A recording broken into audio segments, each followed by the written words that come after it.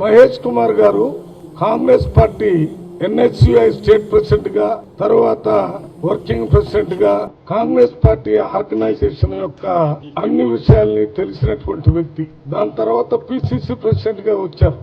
వారు PCC president గా వచ్చిన తర్వాత అతి ముఖ్యమైన పరిణామం రాష్ట్రంలో జరిగింది ఏంటంటే, ముఖ్యమంత్రి గారు పిసిసి ప్రెసిడెంట్ గారు ఒక అతి ముఖ్యమైనటువంటి కులగణన కార్యక్రమాన్ని విజయవంతంగా చేయగలిగారు.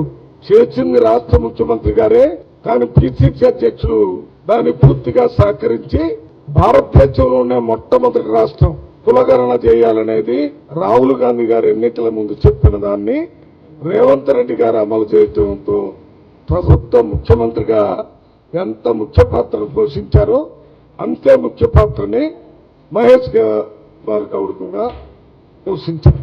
ఇవాళ ఆ కులగణన మీదనే అసెంబ్లీలో బిల్లు పెట్టి రాష్ట్ర ప్రభుత్వం 42% రిజర్వేషన్ ఇవ్వాలని ఆ రెజల్యూషన్ ఢిల్లీలో పార్లమెంట్ కు పంపించారు. వాళ్ళు దాన్ని పాస్ చేయలేదు. హైకోర్టు, సుప్రీంకోర్టులో చేశారు.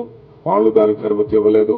కానీ పార్టీ అంతటితో ఆకుండా నిన్న మొన్న జరిగినటువంటి పంచాయతీ మున్సిపాలిటీ ఎన్నికల్లో బీసీలకు మోర్ దాన్ 42% సీట్లు కాంగ్రెస్ పార్టీ తరఫున ఇచ్చి గెలిపించుకున్నటువంటి సందర్భం. మహేష్ కుమార్ గౌడ్ గారు దానికి అధ్యక్షుడిగా ఉండటం వల్లనే ముఖ్యమంత్రి గారు ఏదైతే 42% రిజర్వేషన్ ఇవ్వాలని కోరుకున్నారో ఆ కార్యక్రమాన్ని పూర్తి చేశారు.